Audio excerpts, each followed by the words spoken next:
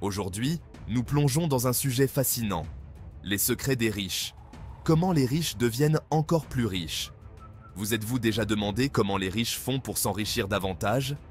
Comment arrivent-ils à transformer chaque euro gagné en une véritable machine à générer de la richesse? Dans cette vidéo, on va lever le voile sur les secrets que les riches utilisent pour bâtir des empires financiers. Attachez vos ceintures, ça va décoiffer. Mais avant, si vous n'êtes pas encore abonné, abonnez-vous pour plus de contenu sur la chaîne. Maîtrisez l'art de l'optimisation fiscale. Le secret le mieux gardé des riches. Attention, sujet sensible.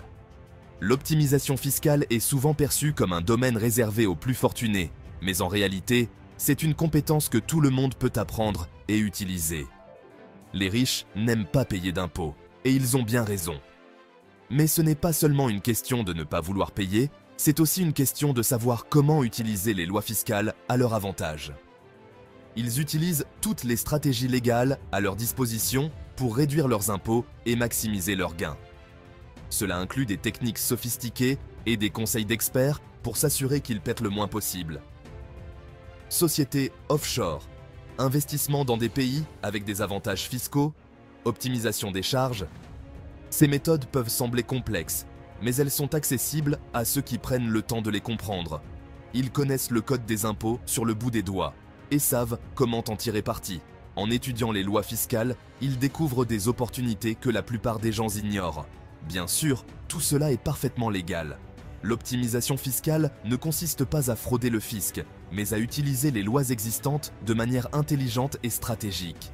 Ils ne font que suivre les règles du jeu fiscal, même si ces règles sont souvent complexes et opaques pour le commun des mortels. Leur but?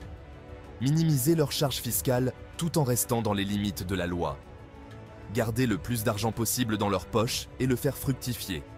En réinvestissant leurs économies fiscales, ils peuvent générer encore plus de richesses. Alors, si vous voulez jouer dans la cour des grands, il est temps de vous intéresser à l'optimisation fiscale et de vous entourer de conseillers avisés. Ces experts peuvent vous guider à travers les méandres des lois fiscales et vous aider à élaborer une stratégie efficace. Participer à des séminaires et des ateliers sur l'optimisation fiscale peut également être très bénéfique. Vous y apprendrez des techniques avancées et pourrez poser des questions spécifiques à votre situation.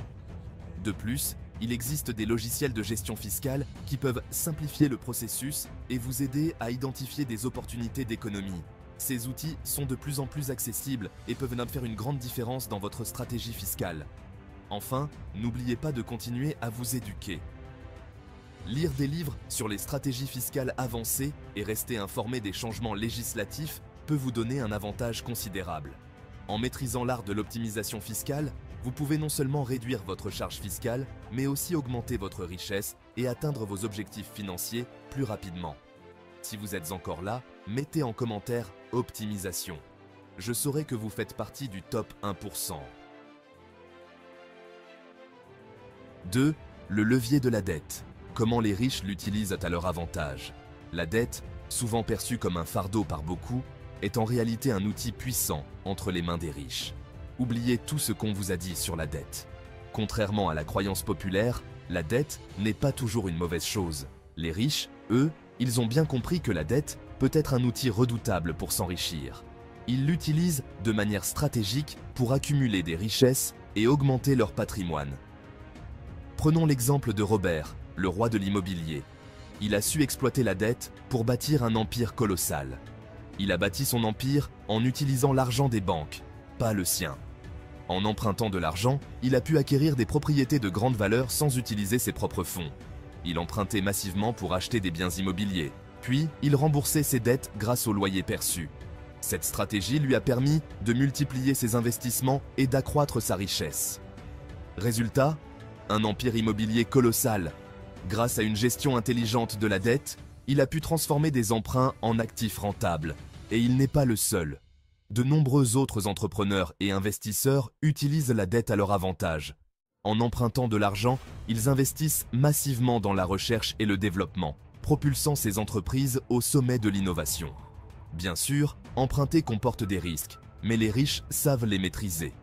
Ils évaluent soigneusement les opportunités et les risques avant de prendre des décisions financières. Ils investissent dans des actifs rentables qui génèrent plus d'argent que le coût de la dette. En d'autres termes, ils s'assurent que leurs investissements rapportent plus que ce qu'ils doivent rembourser.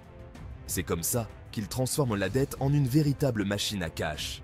En utilisant la dette de manière stratégique, ils peuvent créer des flux de trésorerie positifs et augmenter leur richesse de manière exponentielle. Les riches investissent également dans leur éducation financière.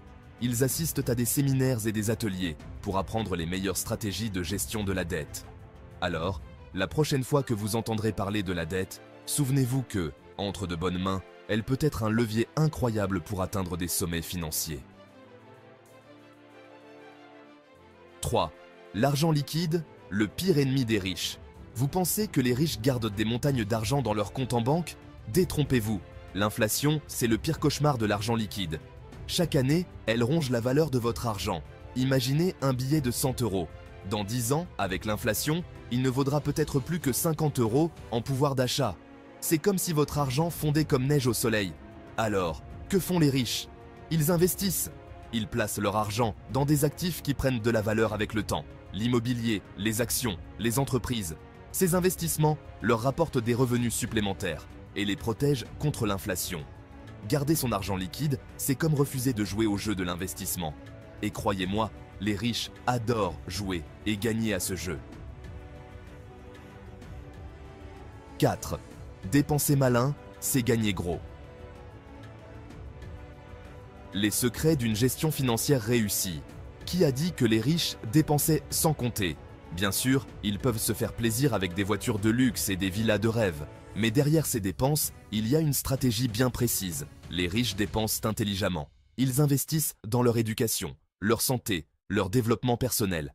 Ils savent que ces investissements paieront sur le long terme.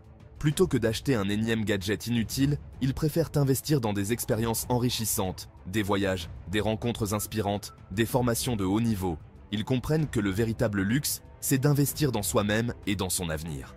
Alors, la prochaine fois que vous dépensez de l'argent, posez-vous la question: est-ce que cette dépense me rapproche de mes objectifs financiers ou est-ce que c'est juste un plaisir éphémère? Merci d'avoir regardé et je vous dis à très bientôt pour une nouvelle vidéo.